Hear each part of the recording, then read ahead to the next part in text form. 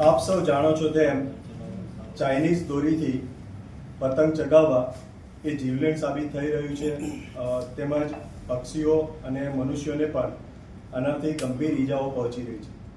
જે અંતર્ગત મને રાજ્ય સરકાર દ્વારા તેમજ ગુજરાત રાજ્યના ઉપમુખ્યમંત્રી શ્રી તેમજ પોલીસ ખાતાના વડા શ્રી હર્ષ સંઘવી સાહેબનાઓ દ્વારા આ બાબતે ખાસ ડ્રાઈવ ચલાવી સઘન કાર્યવાહી કરવા સૂચના આપવામાં આવી। ગુજરાત રાજ્યના ડીજીપી શ્રી વિકાસ સહાય સાહેબ તેમજ અમદાવાદ વિભાગના આઈજીપી શ્રી વિધિ ચૌધરી સાહેબનાઓ દ્વારા આ અંતર્ગત ડ્રાઈવ દરમિયાન વધુમાં વધુ કેસો કરી તેના મૂળ સુધી પહોંચવા માટે સૂચના આપવામાં આવેલ છે।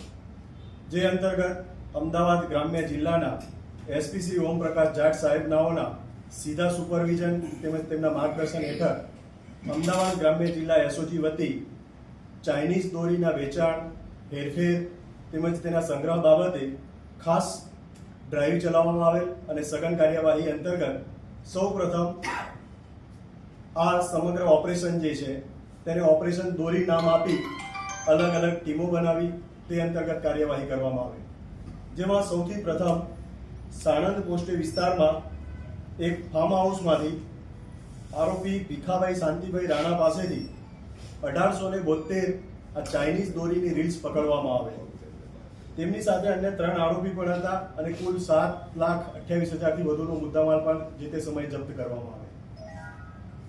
આ દોરી ક્યાંથી આવે છે અને એના વચેટિયાઓ કોણ છે તેની વધુ તપાસ કરવામાં આવે, તે માટે તેમની પૂછપરછ, તેમનું ફાઇનાન્શિયલ ડેટા ટ્રેક કરવામાં આવે। જે અંતર્ગત નામ ખુલવા પામેલ ભરતભાઈ ભોગીલાલ રંજવાણી, જેઓ કડી ખાતે રહે છે અને સિઝનલ વેપારી તરીકે કામગીરી કરે છે, તેઓનું કામ કમિશન એજન્ટ તરીકેનું હતું। તેઓ એન્ડ યુઝર એટલે કે જે છેલ્લા જે વેપારી છે તે અને જે મેન્યુફેક્ચરર જે છે તેમની સાથે સતત સંપર્કમાં હતા।